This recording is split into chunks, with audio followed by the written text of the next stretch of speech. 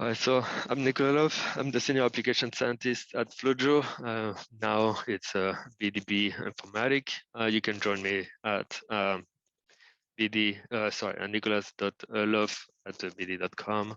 If you need immediate support, you can email directly FlowJo support@bd.com. They're probably going to be more responsive than me, probably a bit busy doing some training or helping other users. So if it's urgent, it's better to email FlowJo@bd.com. All right, so here's the outline of today talk. First, I'm going to show you how to install FlowJo, how to navigate to FlowJo v10 workspace, how to demo the data, the demo data, I'm going to present the demo data we're going to use, how to create and edit group, to do composition in FlowJo. I'm going to present the keyword and how to use them. I'm going to show you the graph windows, how to do gate and history gate, etc. Present you the layout editor, which is how to export the graphics so you can present them to either your lab meeting or colleague or even on publication. The table editor to export the stats, to do more complex statistics, and at the end, how to save a template so you don't have to run your flow analysis every time. So you just can reuse the same template. So how to install FlowJo? Just go on flowjo.com, select the FlowJo software, and click on the correct iOS system you're using, either Mac or PC, and select the version 10. We are currently in the version 10.8.1. This picture is a little bit older. If you're not in this version, I highly recommend to use that newest version. We corrected a lot of bugs and we improve also the speed of FlowJo for the calculation, especially on high parameter analysis. If you have a PC, after you download it, when you click on the install, you're gonna have the wizard. Just follow what the wizard tells you. If you're on Mac, just click and drag your icon on the application folder, and you're ready to go. There's a 3 types of licenses to use FlowJo. The historic one is the dongle. So it was just a USB key that you plug on your computer to make it work. We're getting rid of it slowly. So if you have still have one, maybe you want to switch, we have a program to buy it back and to switch it to Portal. Serial number, that was linked to your hardware address, something we're fading that method as well. And we're switching to the new method is Portal. And Portal basically is gonna be your a license, which is linked to your username and password. Your username is your email address, and you can use your license on up to 4 computers. So if you have a computer at work or a computer at home, you can use FlowJo on either computer. And of course, not simultaneously, but at least you're not linked to one computer to use the license. Navigation into FlowJo v10. So FlowJo with v10 workspace is separated in a 3 section. The first section on top is the ribbon, tab, and band. The middle one is group and group analysis, and the bottom one in sample and sample analysis. So let's go in detail in each different section. So the ribbon, tab, and band, and the space, which was at the top, allow to the organization of visualization of the workspace function. So you have a tab, and you have a group in each tab, so call it band, and each band you have action and they are grouped together. So each band will group the same type of action. So here for the navigation, here for the experiment, here for the biology, for example. Here on top, you have the taskbar, which usually are the shortcut on things that you use the most. So add sample, add group, composition, table editor, layout editor. And at the top, you have the ribbon configuration, so you can modify this ribbon so to the way you want or the way you like. So if you use, for example, a function a lot, you can put it on the main ribbon, and you also have the document and the preference of FlowJo there. The group and the group analysis. So the group play the role of the folder, so you can organize your sample in different group. In this different group, you have the size of the group, the number of sample, and the type of group that you define. So if it's a test, composition, or it can be a getting control, etc., etc. When you apply an analysis to that group, this analysis gain the group color. So here we have a master gate group, and we apply this analysis, and this is the same color as the master gate group. So one sample can be also in different groups. So if you want, you can put the same sample into a free group as well. Sample analysis. Sorry. The display the sample list associated to analysis on a currently select group. So when you select a group, you see all the sample that you have in that group. In this, you see the statistic, the percentage of parents here, the number of cells right there. If you want, you can add different column to be displayed.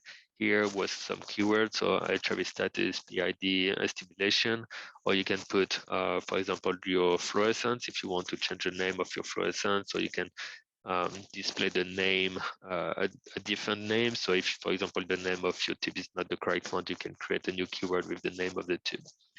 To open a graph window, you just double click and add gate. And here you can see we have an analysis of the group that that's color. That means this analysis is applied to the whole group. How to import data in FlowJo? You have two different ways. Either you click on the add sample button here on top shortcut, or in a FlowJo add sample, or a fastest way, the way I like the best, is just click and drag your folder into the sample section. If you do that, it will automatically create a group with the name of that folder, but you can modify that, you can delete that the way you want. All right, so let's talk a little bit about the data I'm gonna use today. So it's gonna be a phosphoflow experiment plus intralayer staining. So it's a human PBMC that were froze. So we fed the human PBMC. We stimulate with PMA ionomycin for 2 hours, or we don't. We block the protein secretion. And so we're gonna do first a viability dye and surface antigen dye staining. So CD3, CD4, CD8, CD38, and HLA-DR. Then we will stimulate for 20 minutes with PMA ionomycin, or we don't. And we fix sperm stain with phospho ERK1 and 2, interferon gamma, and perforin. So we have two simulations. So we have four potential combination, double non-simulation, non-simulation plus PMA iono plus non-simulation, or double simulation. Okay, so we have 5 donor, 4 simulation conditions. So we have 20 experimental sample. We did the FMO as well, plus of course the compensation. All right, so let's go on FlowJo now. That. Okay, my screen is all black.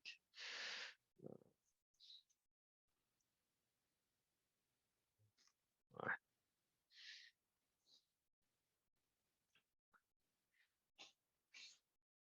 All right, so let's open FlowJo.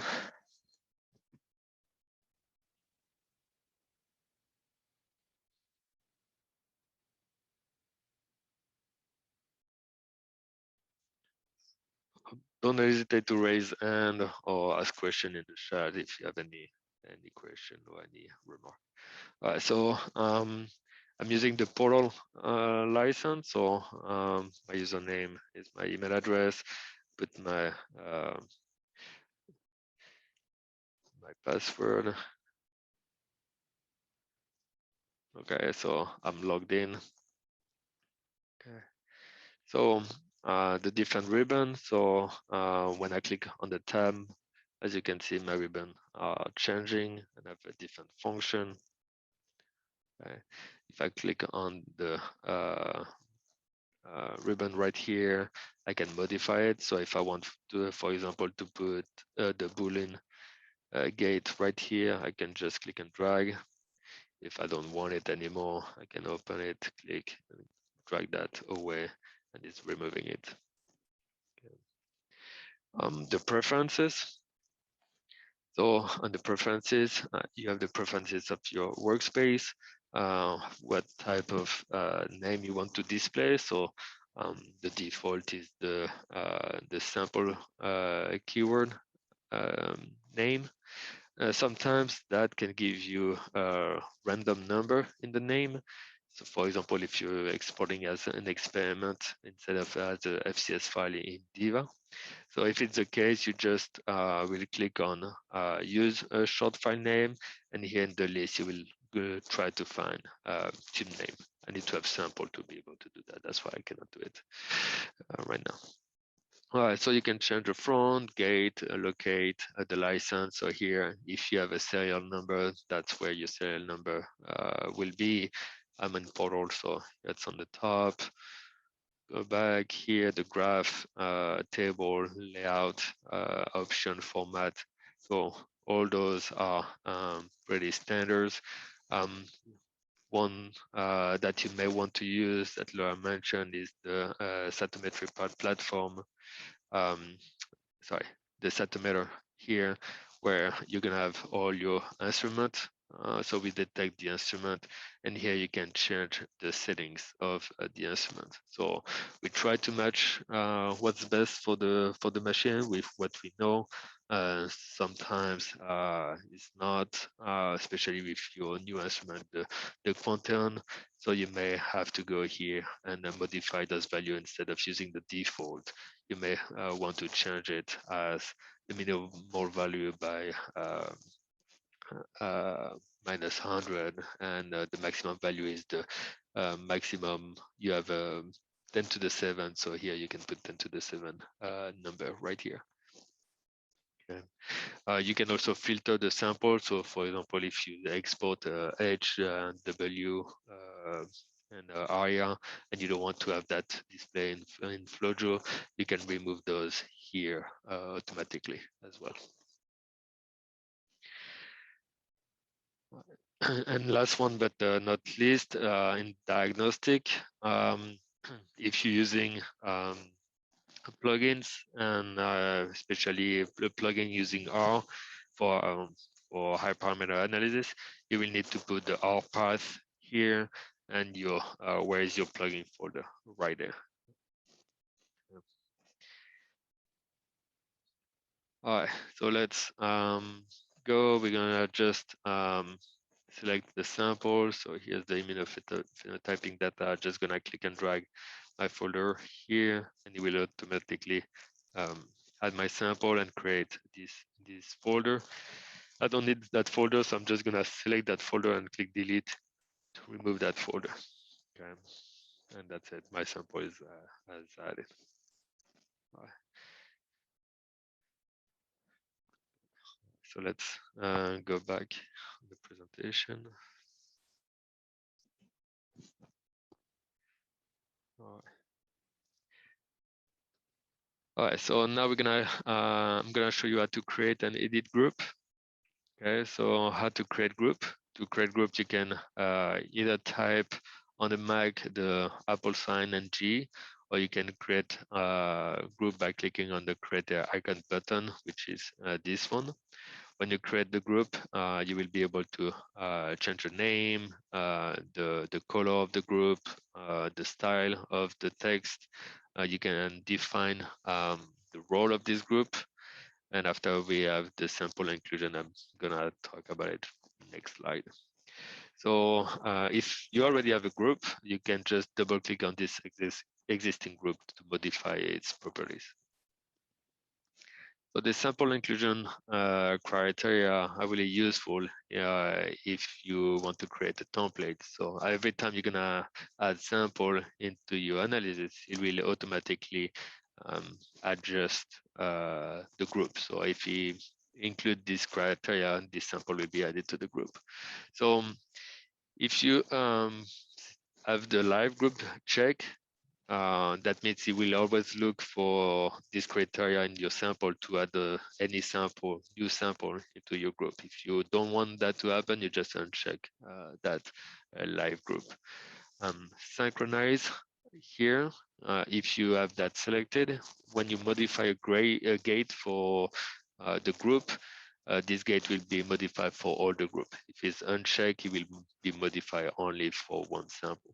So that can be, sometimes threading just to change all the gates, especially if you want just to change the forward scalar, side scalar for one sample. So play with that. Just be careful with that. I use it personally for the FMO. So on my FMO group, I always check it so like that I can modify my gate easily. But for my sample group, I usually don't check it. And after you can select the different criteria. So you can either be based on the panel. So if you have different panel, you can select based on panel, or you can based on keyword. So either file name that contain a specific a name, or a keyword that is equal or like something. Let's go back to our page.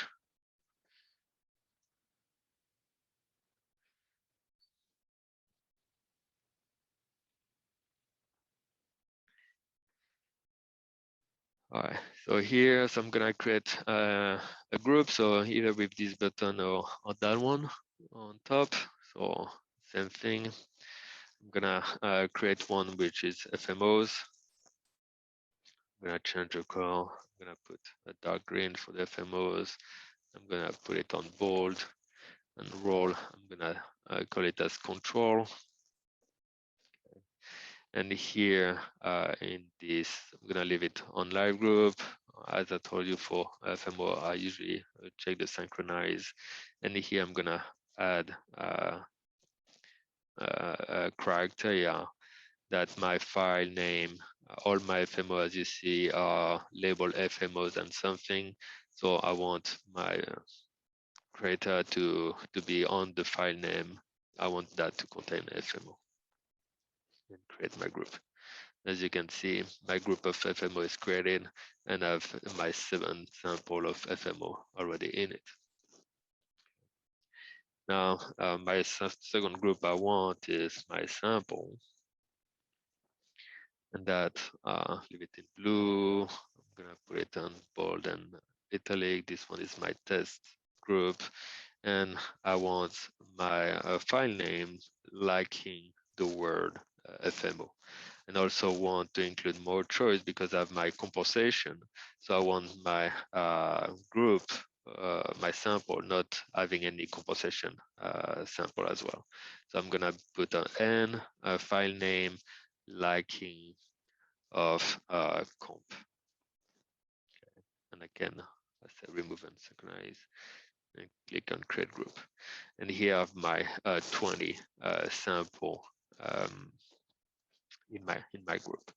So if I want to modify a group, so you see that FlowJo automatically have a composition group, and if I open it, is looking basically at the file name containing either the word unstained or the word comp.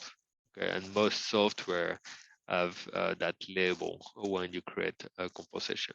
If you create composition by yourself, so if not using the composition by the software, and you label them with a different word, you can always change that by what you label your composition with.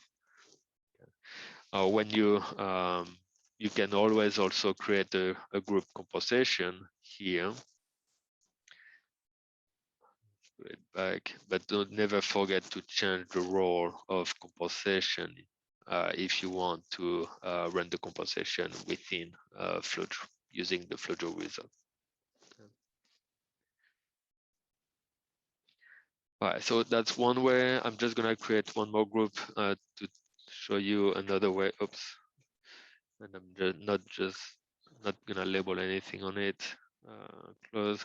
So I have this last group that is test. You can always select a sample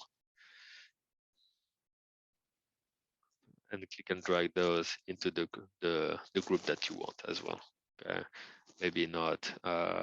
Oops. Okay, so you can select multiple and you can drag those, and you have those sample in that group.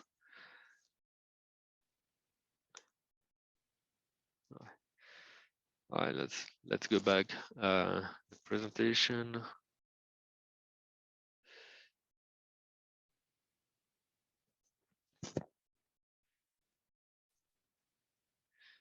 All right, let's talk about a big subject that scares a lot of people, is compensation. All right, so compensation basically is the correction of the spillover between fluorochrome emission spectra.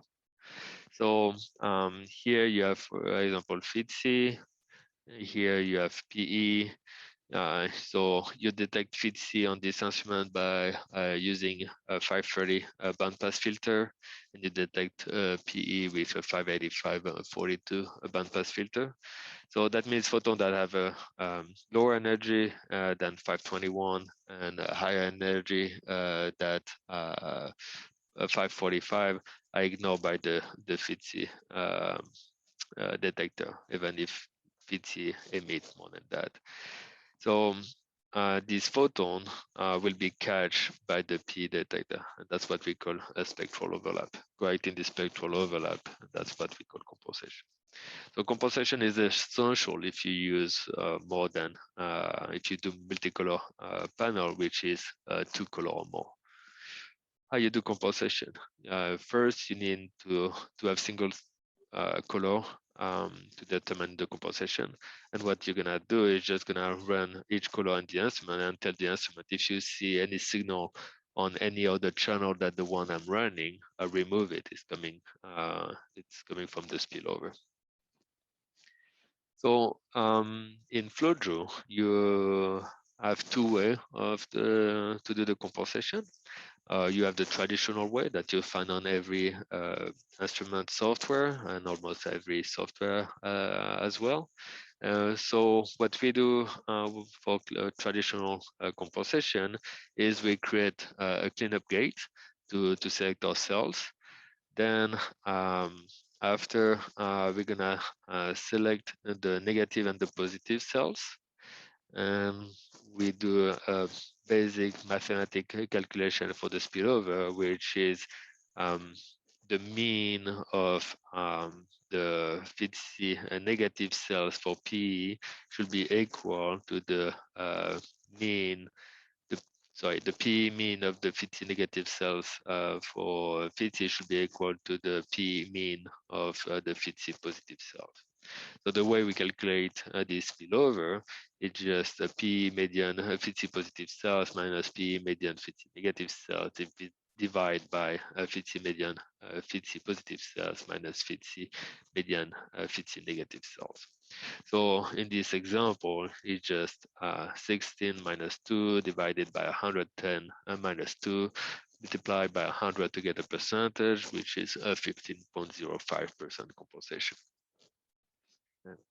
So then if you did the compensation correctly, your median are at the same level, and you get just a single positive population for the parameter here, Alexa Flow 700 CD3. So to do traditional compensation in FlowJo, just select the compensation wizard and click on the taskbar. You're gonna select your negative, you're gonna select your positive and negative. You're gonna select the sample you use, and you're just gonna click on view the matrix, and the matrix gonna show you the composition that's applied in the different channel. And you can just click and drag that matrix either on the group to apply the composition on all the group or on all sample on this or on the specific sample. If you want to manually modify this composition, you will have to either start from scratch by adding a new matrix or just duplicate the existing matrix, and you will be then able to modify those numbers. So in FlowJo v10.7 or higher, we introduce a new way of to do the composition, which is called autospill. And I'm going to present that. So to do the autospill, same thing, you will click on the composition result, but instead of selecting traditional, you will select the autospill, autospread composition. All right, so this autospill composition is based on this paper, and I recommend you to read it if you're interested in. I'm gonna show you also a web page after where you can get a little bit more information at the end. So this approach of composition is based on the algorithm, and doesn't matter the number of photons that come in the main detector. You have the same percentage that will go in the second and third or fourth detector. Okay, so and also doesn't matter the signal, you should have a perfectly line of when you increase the signal, you will then have an increase of the spillover. So instead of calculating the differences here on this algorithm, we just calculate the slope, and we call that the reverse linear regression. Okay, so calculate the slope of the spillover. So this allow us to use not particularly good composition control. We used to use beads all the time for composition because we needed a really good separation between positive and negative. But beads we were not able to use beads for every sample. So when we were using cells, we were having this kind of data for our composition, and it was always problematic on where to put the gate to calculate the composition, because one of the rules for composition is to make sure that your sample is your composition is at least as bright as your sample. So if you were putting your gate a little bit too wide, because the mean will have moved and maybe your sample will have been brighter. So with this technique, now you can use this type of sample to calculate the composition without issue. When the slope has been fine, the matrix or the algorithm is gonna try to create an optimal composition matrix, and it will do it as much as possible until it doesn't find any improvement of the composition.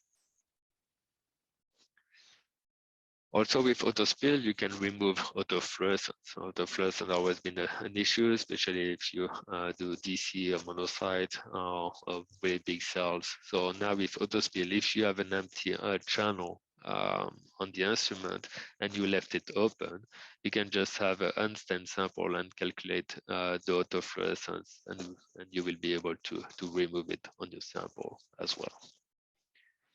So autospill at the end make an easier composition, which make way easier flow cytometry.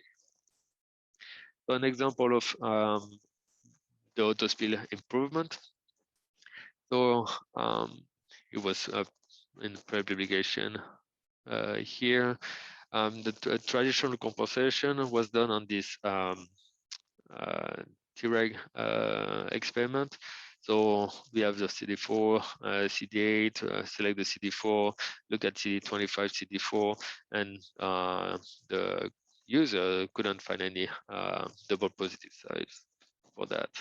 Okay, so when we look a little bit deeper, we saw that we were losing the cells in the CD19 TCA beta right there. Okay, and you can see that the composition was really not optimal there. So instead of manually changing the composition, what we just did, we just ran autospill on this sample.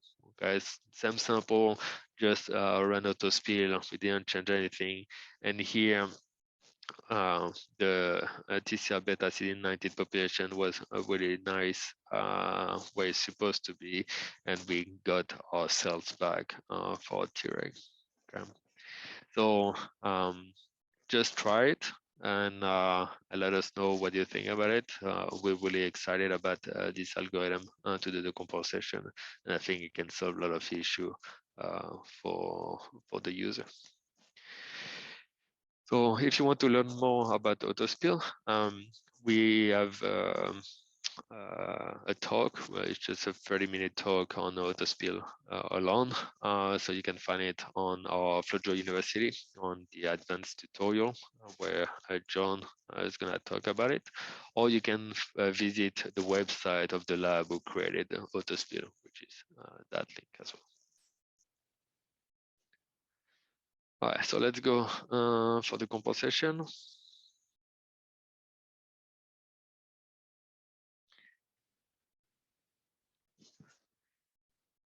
All right, so I'm gonna select my composition group. Okay, when I select my composition group, I have my composition wizard shortcut that's available here. So I'm just gonna click on it. You automatically gonna create the cleanup gate, the size, and select the positive gate in the workspace, and in the wizard here you have it as well. All right, so first thing, I'm gonna select if we want to do traditional or auto spill. So I'm gonna do first traditional.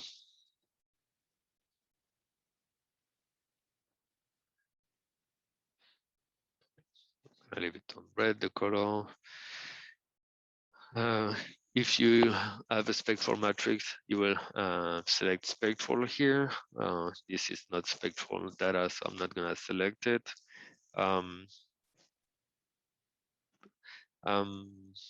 The detector, all detector are open right now. You can weight those detector. That's mostly if you use a spectral. If you use that, I'm just recommending you to plan for a break because it's gonna take some time to calculate the weight for each detector. Remove universal negative. We don't want to do that for traditional and select traditional. All right, so we first make sure that the sample that's selected for the parameter is the correct one. So ARD is fine. APCH7 is okay. Here it's Alexa Flow 48 is A48 is correct. 647, I don't have anything, and here he put me the unstained, so I don't want that. So I'm gonna remove this parameter. I don't have anything in 647. Okay. Here Alexa Flow 700 is fine. PE is correct. PE size 5, P size 7. Texas red, and PB for pack blue. It's correct. So everything is correct. So if it's blue, normally that means if it's green, that means you find the correct name in the name of your sample. If it's yellow, we think the name match, but we ask you to double check that. So your universal negative. So if you're on beads, you need to have a negative beads. If you're running your composition on cells, it should be a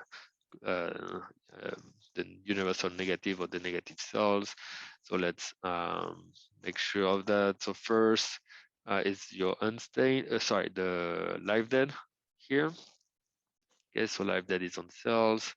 And as you can see here, that's my universal unstained cells. That's my positive for my live dead, and I don't have a signal. So I need to modify my gate, and it's probably gonna select the dead cell, which usually are here. There you go. and I can make sure that I select the right positive. So right here, I'm fine. Okay. So remember the rules that on compensation, your negative should be the same as positive. So I should select my negative for RD from the same gate as my positive. So I should normally modify my unstain there. Another way to do it, because I don't really want to modify that, is to create a gate for the negative here. And instead of using the universal negative, I'm just gonna select this negative as well.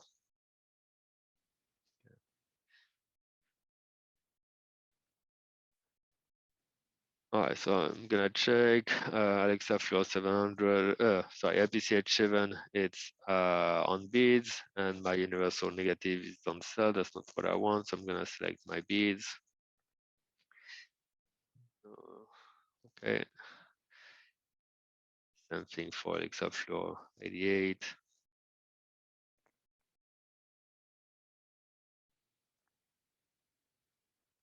Here the positive is not at the right place, so I'm just gonna modify it as well.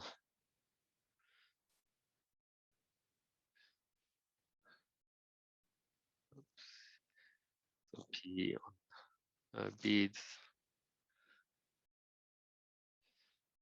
P Sci5 on beads.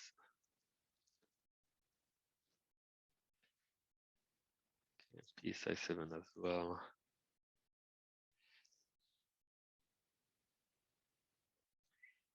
Texas Red.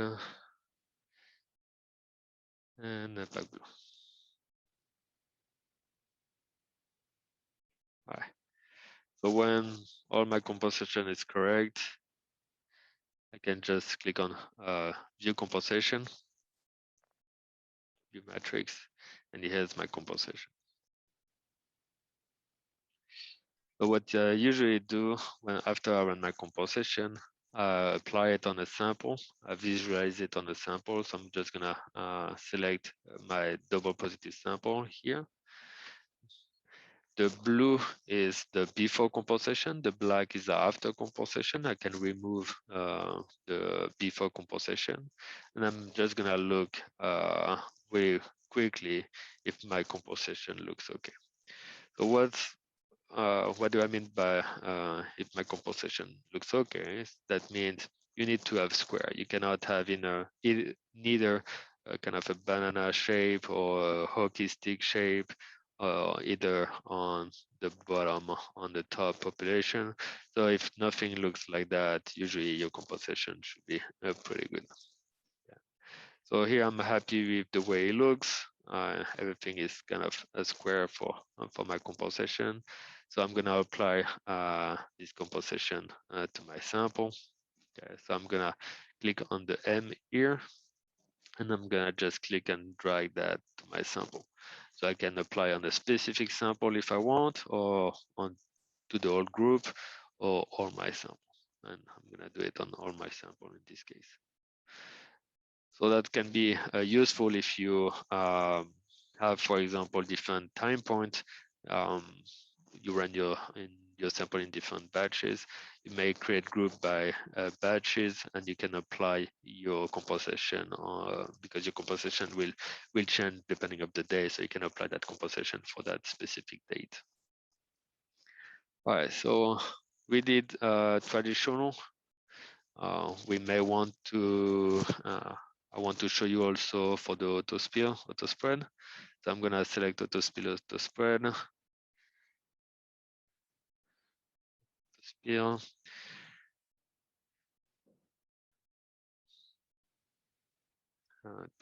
I'm gonna put all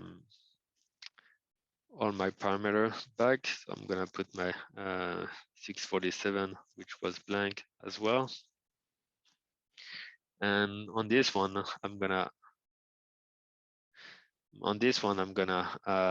select my instance cells on it, and this one's gonna be used for my autofluorescence, to remove my autofluorescence. So for auto speed, auto spread, I don't need universal negative, so I'm gonna remove all my universal negative here. And we don't need the positive, but the software will want to have something here, but it's not gonna look into it. Don't worry about it. Okay. So everything is correct. I put the right cells everywhere, so I can just view my matrix. It's gonna calculate. And here's my composition matrix. Same thing, I can parallelize, view it there. Looks okay, and apply that to my sample as well by clicking on the M and applying my sample. So if I run on both traditional and auto spill, I may want to compare the two of them to see which one is better. Of course, I can compare on my sample, but I also can compare here in the wizard. If I select both composition, it's gonna show me the differences between those two composition. Okay, so here the differences are really, really minimal. That makes total sense because we use beads for this composition. So we don't expect to have much differences between the traditional and the auto spill. But if you use cells for composition, you will see more differences. And usually auto spill perform way better than traditional when you use cells for your composition. Right, so I'm gonna leave it on the traditional here. Doesn't matter, as you see, there's no differences. The only differences on the auto spill is I have my 647 here value for each channel, which basically it's removing my autofluorescence. Okay, and this line is okay.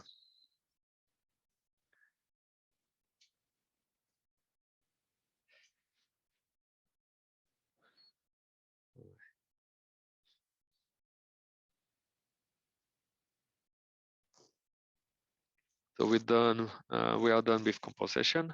Let's go with keyword.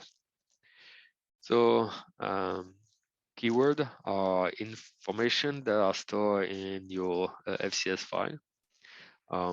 They basically are to annotate your file, and they are metadata, and you can use them to your advantage. So you can create some keyword in FlowJo. If you create keyword in FlowJo, they will not be associated to a UFCS file. They will just be within FlowJo, linked to your analysis. So if you want this keyword to be able to be visualized in any analysis software, you will need to create those keywords on the instrument. For FlowJo, doesn't matter when you create your keyword on FlowJo. After they'll be there when you do your analysis. So why we use keyword is when we do high parameter analysis. To do high parameter analysis, I don't know if you're aware, but we need to concatenate the samples, so put all the samples in one before we do dimensional reduction, display or UMAP or thing like that. So to be able to separate the sample back and based on the condition, we apply keyword that we transform those keyword on a parameter. Okay, so here my keyword were time point and tissue, and so I have 4 different type of tissue, 4 different type of time point. I was able to run my dimensional reduction. Then I was able to separate back my sample based on the tissue, so lymph node, liver, spleen, or blood, and see the differences of expression of the different cluster based on the tissue. And I can see, for example, the one on top here was really expressed on spleen, but totally absent in the lymph node. And after, of course, I can dig deeper and try to find what was that cluster, what cells are in that cluster. All right, so let's go back again. I know it's like love back and forth between the software and the presentation. All right, so here's my I'll go in sample. I can go in all sample, doesn't really matter. I'm gonna first look to see what I have as a keyword, what was put into the machine. I'm just gonna right click on my column name, so edit column, and here I have all values. So for example, if you didn't label your axis or your flowchrom into, into the machine, you can add those columns back and you can label them here.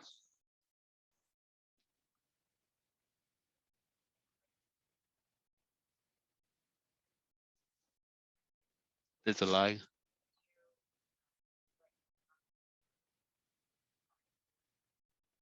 Oh,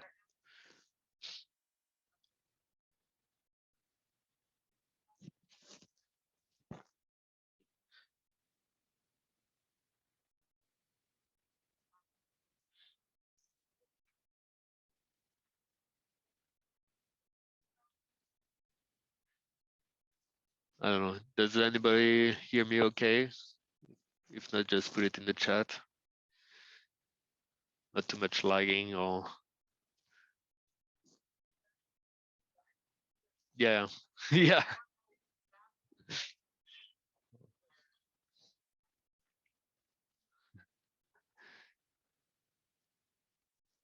Nothing in the chat, so I guess everybody hear me okay.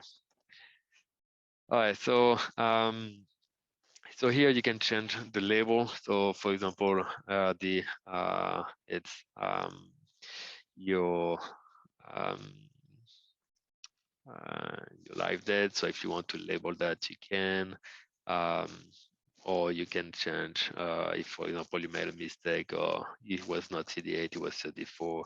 That's why you will change the name. Okay. So um, uh,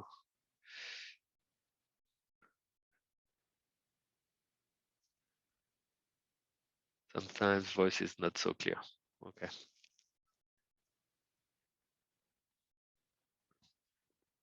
All right. Lagging a little bit. Okay.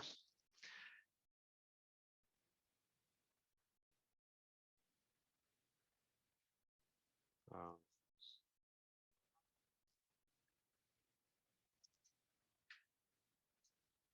do you guys want to switch internet or it's okay to keep going this way?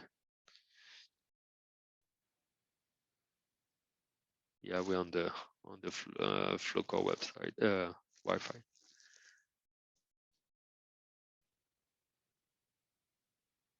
Keep going. Okay.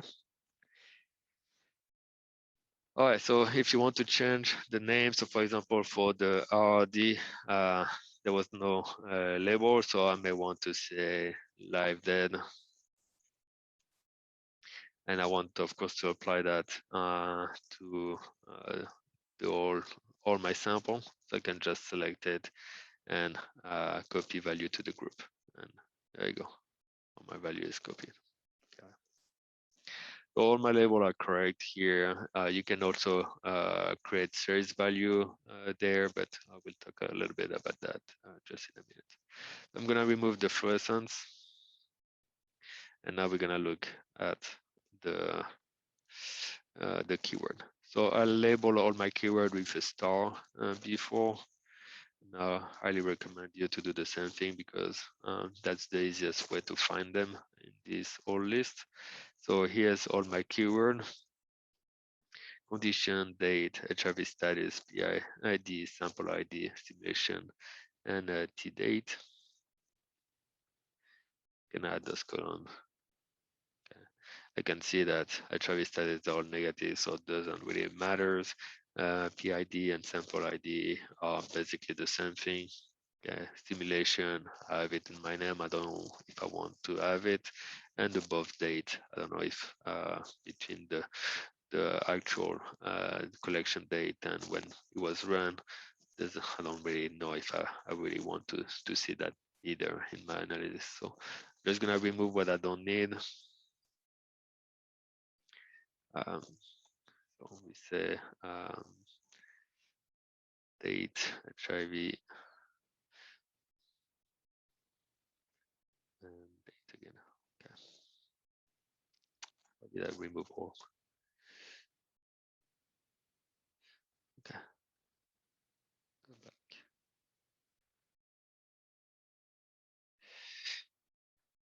say we want that.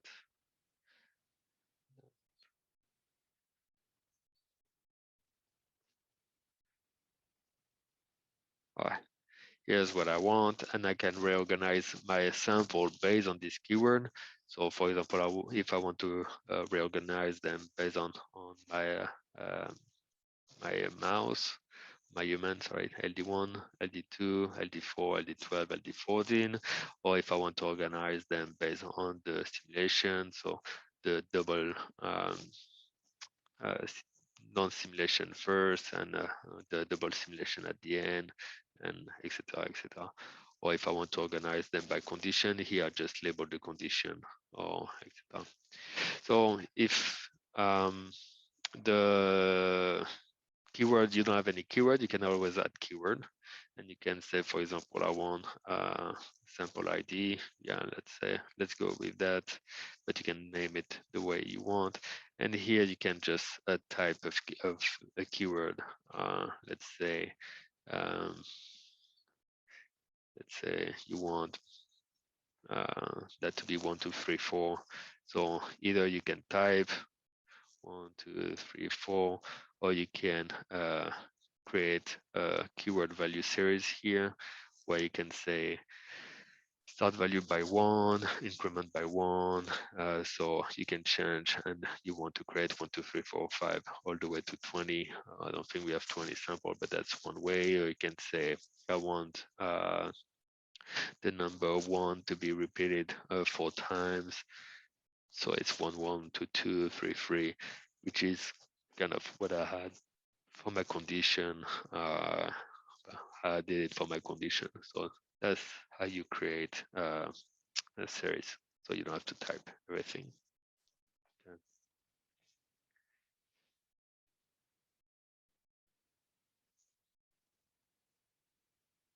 All right. So that's keyword.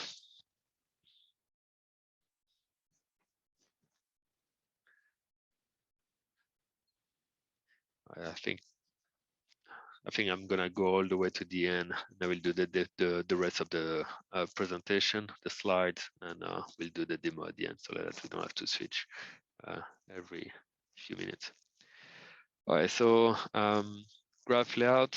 So you double click on your sample name to open it. Basically facilitate data visualization and getting. You have different type of plot available in the option, and you can do different type of getting, and you have all the menu there at the bottom to check all the options. So the different display option, there are 7 of them. Here I present 6, and I will show you in live the 7th one. So pseudo color. So the more you have cells with the same value, it's becoming more red. So it's a density color plot. Contour, which kind of like when you're hiking with this circle to show the density, just a black and white density plot. The zebra, basically, which is a combination between the contour and the density. Classical dot plot and the histogram. And the 7th one is a third color, so it's basically a dot plot plus a third parameter where that you see it colored there.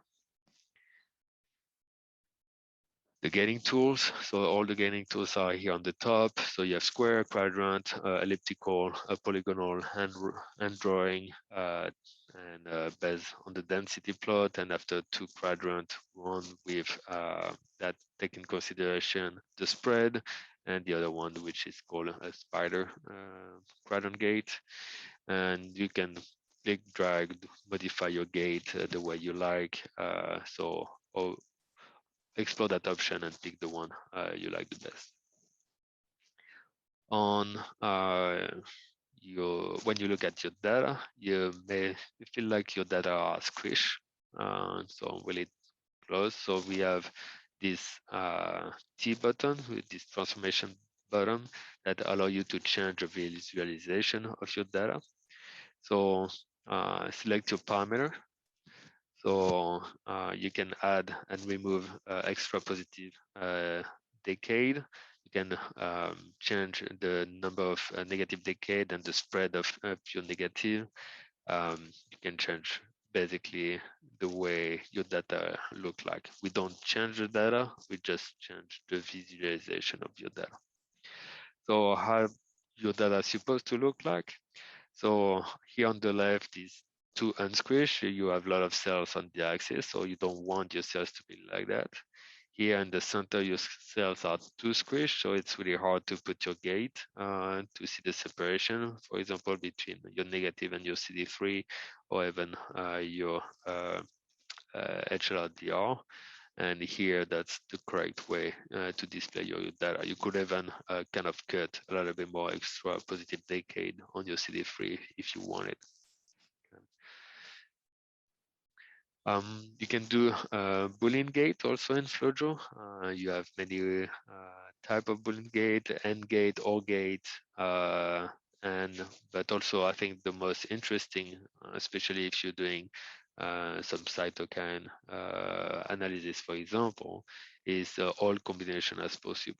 So is this option, create all combination, you will select the parameter you want to select for the combination, and it will say plus for interferon gamma, negative for both, and after it's plus, plus, negative, and plus, negative, plus, etc., and give you all the combination as one. So you don't have to drawing all of them, but just click on this button, it will give you all those information.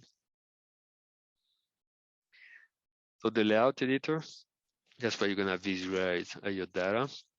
So you have the shortcut, the Apple L, or you can click on the layout editor button, which is this L shape icon. And to visualize it, you just click and drag your population on it, and you will see the population. On the layout editor, like on your workspace, is organized by tab and band. So you can click on the different tab and the band will change. Of course, you can also configure this different ribbon. And here you have the different option action. So as like a square, line, writing, different shape. If you exporting the plate data, you can display them as a plate as well. So you have really different way to visualize your data in the layout editor, and don't hesitate to play with it. It's not gonna you're not gonna do any bad thing on it on your sample. So on the layout editor, your graph can be organized, reformatted, as I said. You can add statistic, keyword, text, and shape object to illustrate your analysis. So as I said, don't play with it. Batch editor. So after you did your analysis for one sample, you may want to apply this analysis to visualize this analysis for all your sample.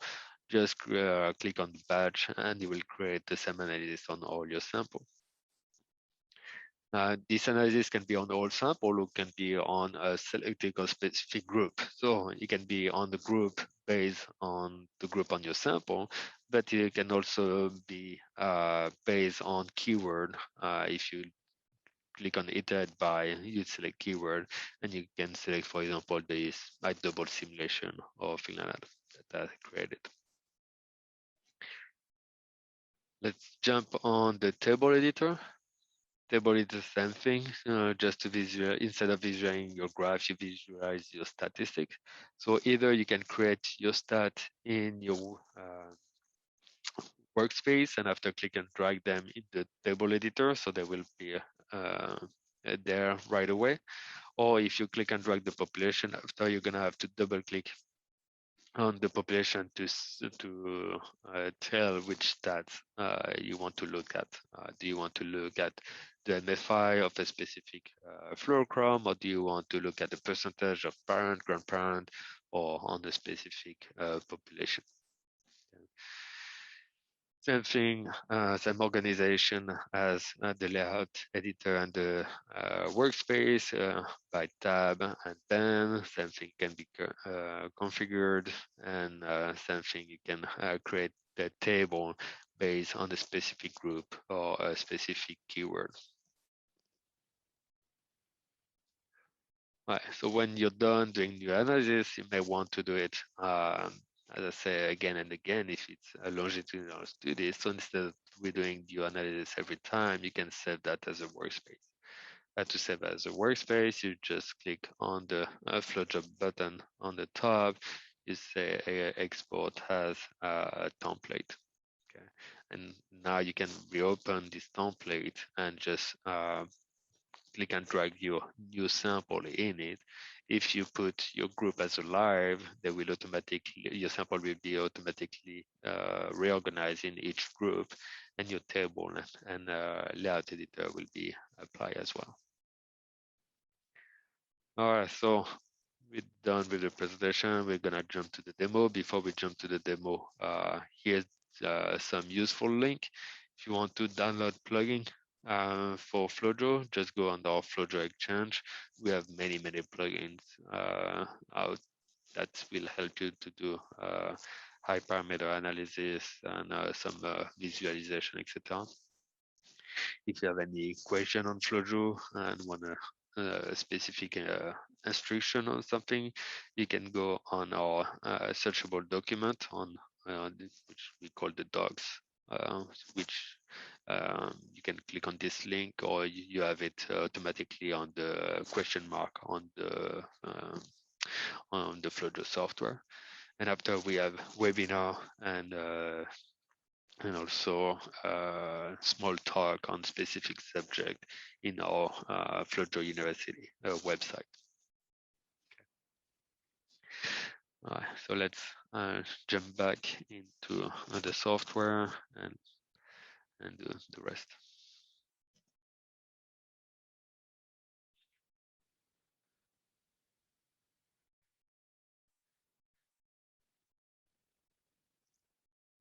All right, so we're back. We're back in the sample. All right, so we did our keyword. Okay, so now I'm gonna start doing my analysis. So can select one sample. Usually I like to take double positive for my analysis first. Okay, first one will be a forward scalar size scalar. I will select my cells. So I'm gonna use the polygonal gate, select that. Every time I click, make an angle, double click to close it. And here I'm gonna name this population.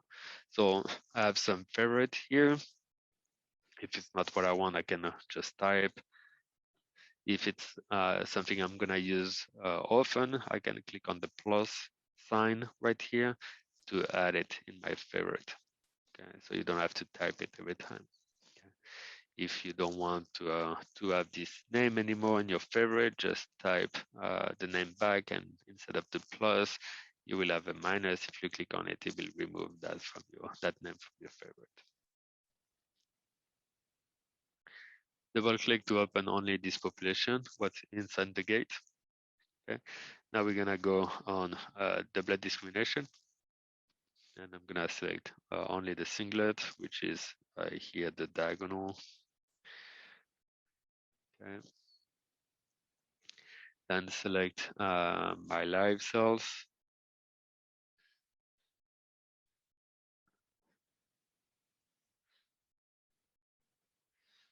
And select what do I want? Maybe my CD3, HLDR.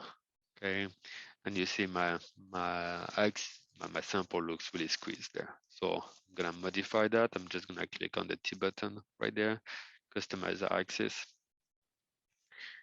I'm on my Alexa Flow 700, the one I want to modify, so I'm good there, and I can decrease my number of positive decay that I see, and also can spread my negative there. Okay, like that. should be pretty good. Can apply. It's good. Maybe you want to see a little bit more there. There you go. Something here. Can unsquish my negative. I can maybe remove a little bit of positive decay. And there you go. Okay, and that's really personal preference, the way you like to look. You want to be able to see most of the cells there. So here I'm really confident in my getting. Of course, I will need to look in my FMO to put my gate at the right place, but here I can really see where to put my gate. All right, so let's do hand getting there. So I'm gonna click and drag. That's my C3 plus cells. Okay, and here's the option.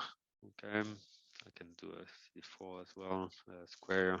Let's do, sorry, HRDR. Okay, and I can change the visualization if I wanted to have a contour plot. I could see contour plot, density, zebra, pseudo color heat map, etc. Okay. The seventh display that I was not talking that I didn't show you is this color axis. Okay, so if you do a color axis, I can select that, and I can select another parameter to color the axis. Okay, so for example, CD4, CD8, and see the color axis. Before I do that, of course, I need to modify the display of my gate. So let's look at it. Like look at my CD4, CD8. Really squish. I'm gonna unsquish them.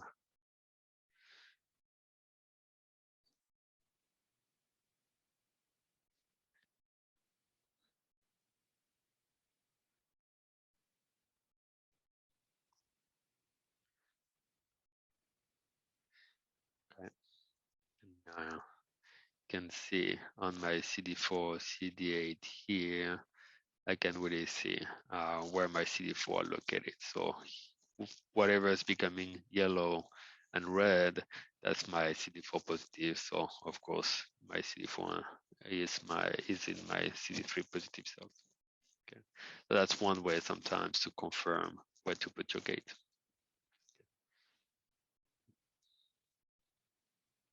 I go back into the color.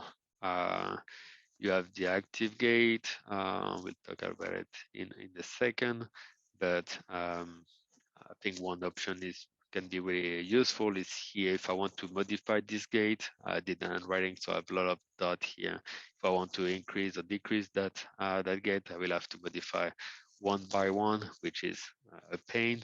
So usually what I would probably do is delete and recreate it. Or if I just want to increase the size of it, I can just play by click on the plus and minus button right here. Move it.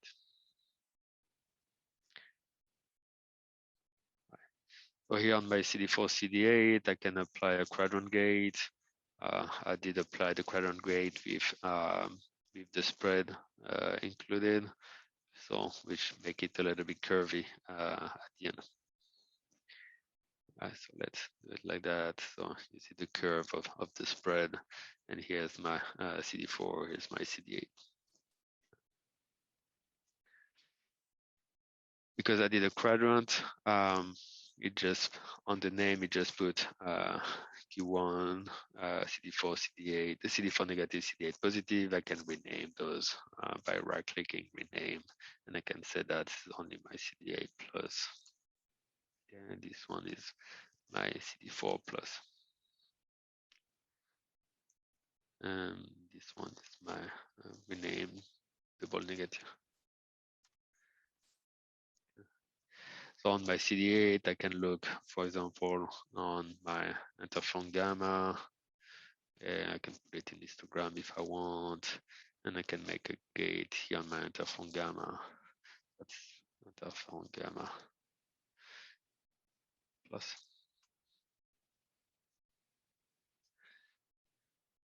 Can do the same for perforin if I want.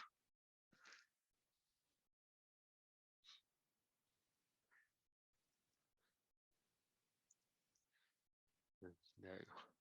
And I can apply this gate, for example, on my CD4, and it will be applied, have the same gate on those as well. So let's say I finish my analysis. I didn't talk about the Boolean gate, but did I put the Boolean gate? Just move them. There you go. A Boolean gate. You can do combination gate on my Boolean gate. So if I want the combination, for example, for interfering the perforin, I say combination gate for those two subset. Click OK, and that's where gonna give me the double negative, and after positive for double positive, positive for one, and positive for the other one. Okay, so I can have all the different combinations. What else? What else? On the gating, what you could do as well is let's go on here on the HLRTR a little bit. What to have a marker in HLRTR. Okay. I can, what I could do, it's here, says CD38 positive. I'm not going to modify the thing, but I may want the opposite, not the CD38, but the opposite. I can uncheck that, and it will gate me, as you can see here, the what's not CD38. That the fact that is crossed, that means not CD38. If I check that, that will be the cells included in my gate 38. What I like to do when I do a NOT gate, I just apply the tint. You can put whatever color you want, but at least it will show me that on this graph, what I'm selecting is what's outside that gate. One other option is the magnetic. I don't really use it,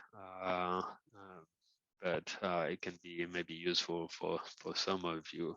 I will try to put the center of the gate in the most density part of that population. So if I click here, it will the density it's right here in the middle. So that's why it's keeping it in the center. Okay. So some people use it for the forward scalar, side scalar. For example, if you use a cell line, I rather change it manually than applying a magnetic gate, but that's personal preference.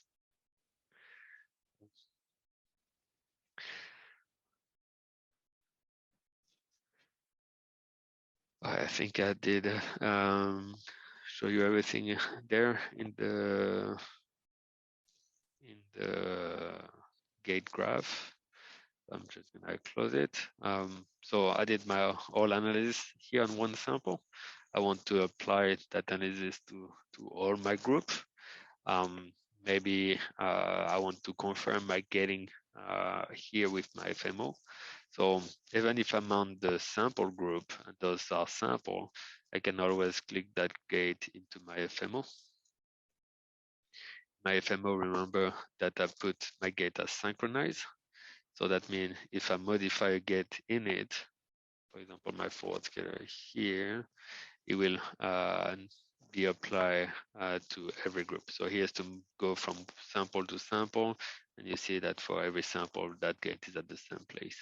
Okay, so if I put it back where it's supposed to be for my sample, it will be back to where it is. So really easy on the. I really like it on FMO. So for example, here's my FMO for CD4. So I will go here on my gate for the CD4 and make sure that my quadrant is at the right place, and at least I'm good to go. I will go on my next one. My next one is my FMO for CD8, so I'll make sure that my quadrant is at the right place for my CD8 as well. And the good thing is it's apply on all my sample. Okay, so when I go to my next sample, it's good. Here's my HLR-DR. So here I can make sure that my HLR-DR gate is including everything that it's HLR-DR positive, etc., etc. When I'm happy with that getting strategy, same thing, I can click and drag that instead of on my FMO group, but on my sample group. Okay, and it becoming blue. On my sample group, remember that this time I didn't check the synchronize. So if I'm going on my sample here and modify my gate for cells, instead of blue, is becoming black.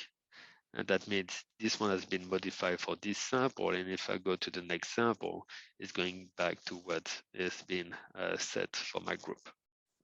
Okay. So how to go back to what's set for my group for this sample? I can just go here, click delete, and want to go back to the group set.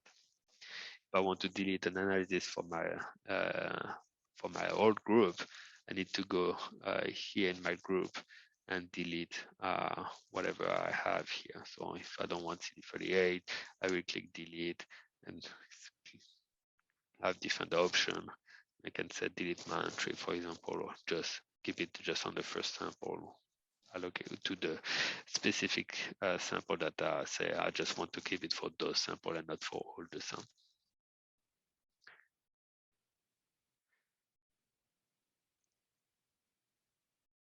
All right, so we're done here. So now let's go on the layout editor. So I'm gonna open the layout editor. So here's where you're gonna present your analysis. So let's say we want to really present our CD4, CD8, whatever. So we're just gonna click that and we can see our CD4, CD8 here. I can click as many population as I want. So I can say, for example, I want to see the interferon gamma there. Okay.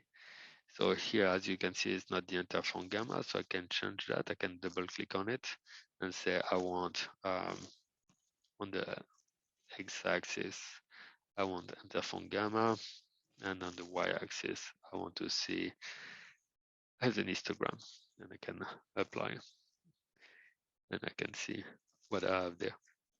Yeah, I can have different option. I can do a smoothing, see if you do a dot plot or not.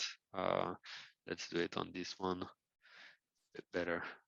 If I want to do smoothing, okay, or if I want to do smoothing and show the outliners.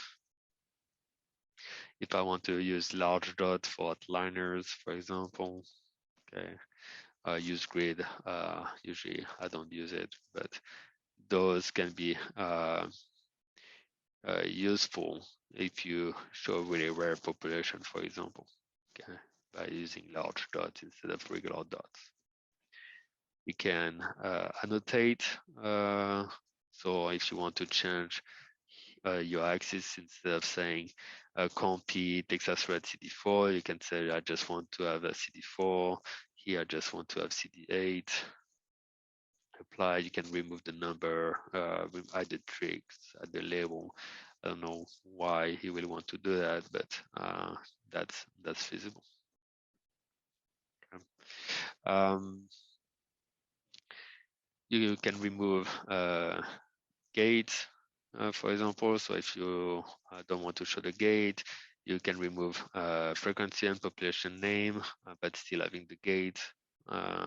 Frequency can be interesting to be removed. For example, if it's just for a paper just to show the getting strategy, but you don't want to show the number there because you have the stats anywhere after to show it. Front, You can change the font, you can change the size.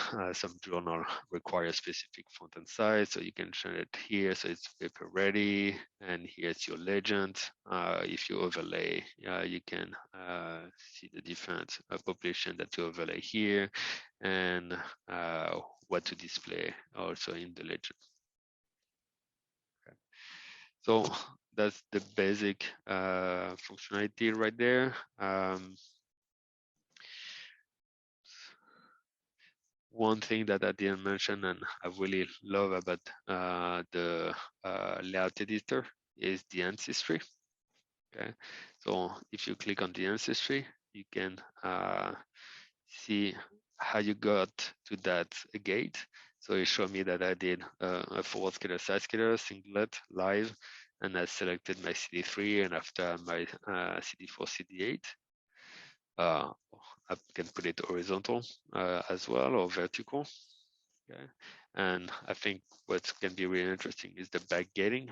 So if you click on backgating here, what the software does is select first your last gate. So here your CD3 and show you where those CD3 fall into your previous gate. Okay, and you can see here. Just gonna click OK, so we can zoom there. Okay, so here selected my CD3. If you look at my live gate, I see some red dot here. That means I have some CD3 right there. Well, that's my dead cell, so it doesn't really matter. I'm expecting that. That's my singlet gate. I may have few dots right there. 1, 2, 3 there, red. So yes, I have CD4, sorry, CD3 doublet. Um, it's expected. But here in my forward scalar, side scalar, I see some CD3 positive here, a little bit lower in my forward scalar, side scalar. And that's not something that that I'm getting. So I'm losing this population right there. So I may want to go back on my analysis and I can modify that one and maybe select a little bit more on the left to select those cells. Okay. And because we are live, you can see it changing right there. So because they are not synchronized, this sample is black now. I need to apply to all of them. So I'm just gonna, instead of click and drag, I can always right click and apply analysis to the group. Really useful if your analysis is really big, so you don't have to click and drag and put it at the right place. You're just gonna do it. And there you go. All right, so go back, sorry, unzoom it.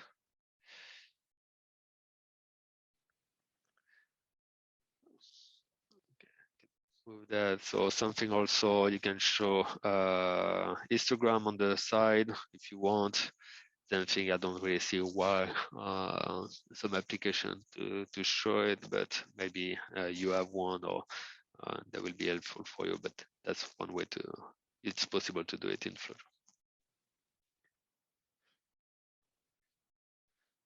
All right.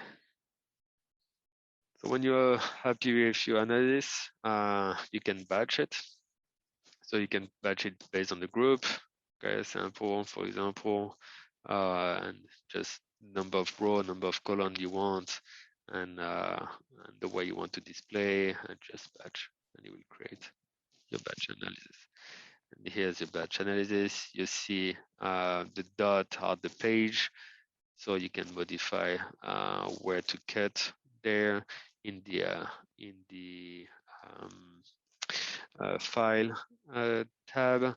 You have also scale it to one page or avoid batch break in the middle of your graph, so you make it easy to create a PDF or to print it. I'm gonna create a new layout, and now we're gonna do some overlay. So let's do an overlay on the interphone gamma expression on CD4. So that's what we are trying to do here. Specification, histogram, we look at interferon gamma, apply. Okay, so no expression right there. And here I'm gonna take this uh, this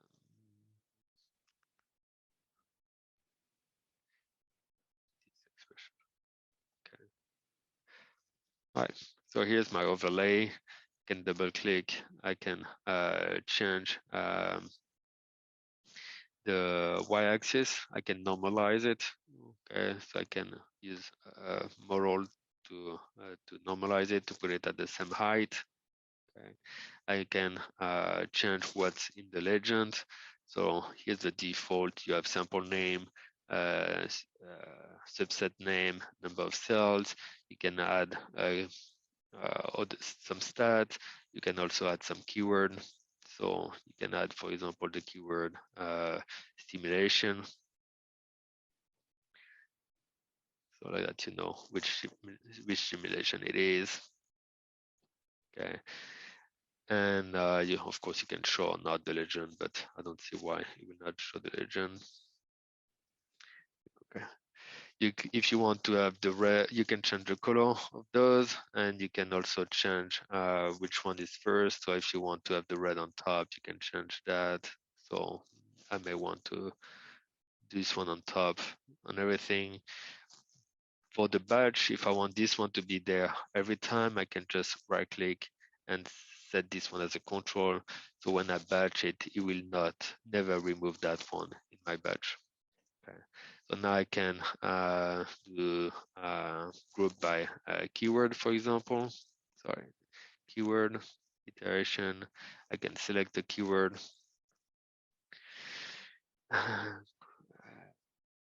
Condition.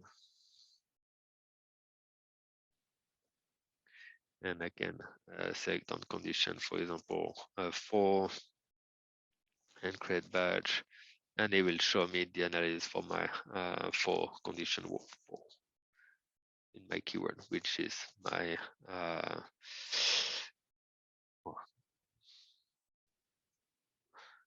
was what my condition 4, I forgot, was that sample. Okay, it was my condition 4, I don't remember. Condition 4 was for the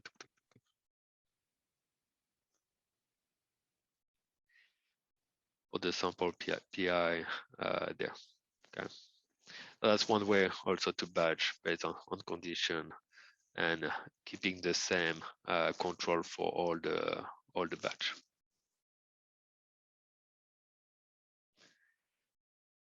I think we're done with the layout editor. Let's go to the table editor.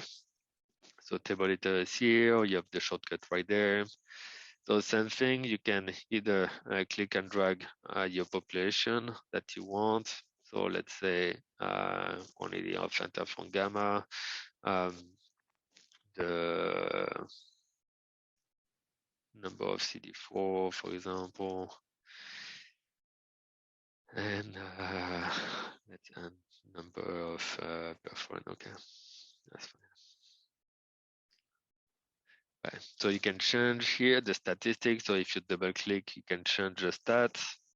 Okay, so for example, you want the median on a specific flow population and specific fluorochrome. So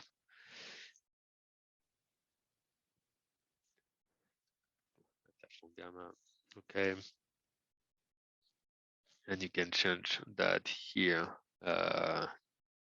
for each one of them. That might be a little bit slow because you will have to change for all of them. Here for CD4, I can say percentage of a special population. I can say a percentage of flag, for example, etc., etc.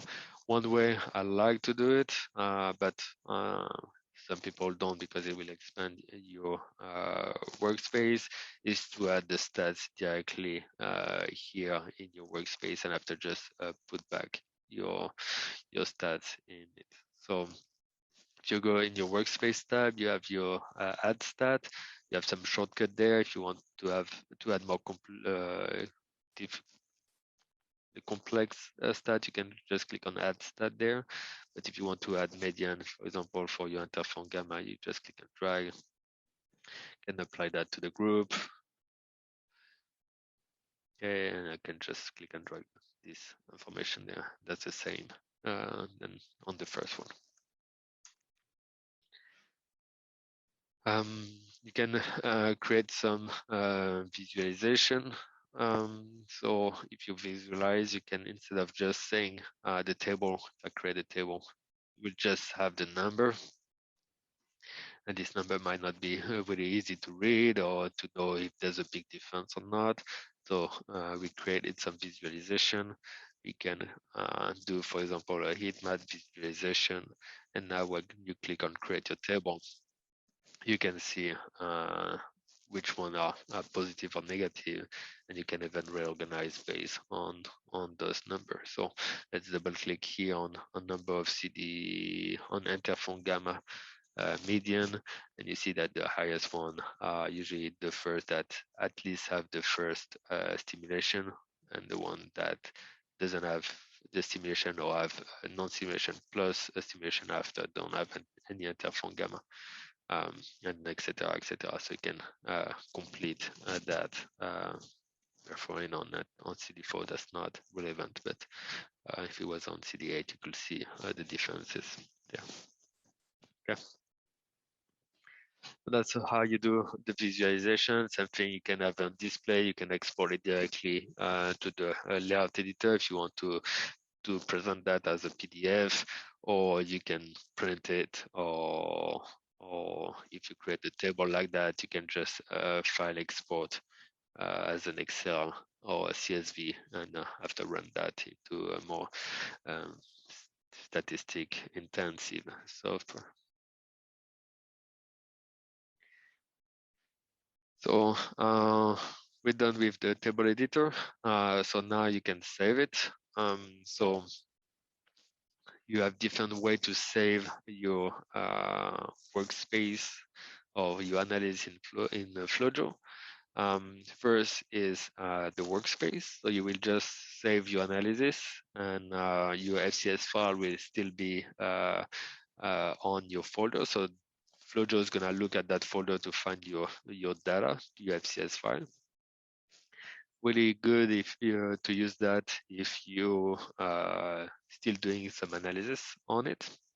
So you want the software to be really responsive and not be too big, the file be too big on your computer. You have save as an archive or the .acs. So I would highly recommend you to save your data like that when you're done doing your analysis. So it will link your FCS file and your workspace together. So your file will be way bigger. Your .acs is going to be way bigger than the WSP because it's going to include your FCS file. The good thing with saving as an archive, you can put it anywhere on the USB drive, on the cloud system, or anywhere, because the FCS file will be linked to your analysis. You will never lose the connection of it. If you save as a workspace and, for example, move that folder somewhere else, FlowJo will not find the path, and you're gonna have to specify to FlowJo where is that folder now. By the way, just a tips. If you put your folder on the cloud and keep your workspace on your local desktop, that's not gonna work even if you try to point it out to FlowJo that your folder is on iCloud, for example, or OneDrive or whatever. It's not gonna work. You need to have your folder here on your computer. And the last one that I mentioned in the presentation is save as a workspace if you want to do the same analysis over and over, and you just have to bring the sample in it, and it will be organized directly. Right, so something just realizing that I didn't mention, what I like to do also in the preferences, talking about saving. It's always enable autosave and put an interval so like that if the software or your computer or something, you have an update that UIT does on your computer while you're doing the analysis and it shut down your computer, or you're losing only whatever minute of work that you put there. So always check that box, put something like 5 minutes, and every 5 minutes, FlowJo will save your workspace to the location you want. And if something happened to your analysis or to your computer while doing the analysis, you will not lose too much of work. Some tips also don't put every minute because of course it takes some RAM and computer power to save. So it may slow down a little bit your analysis if you put it the time, the interval too small.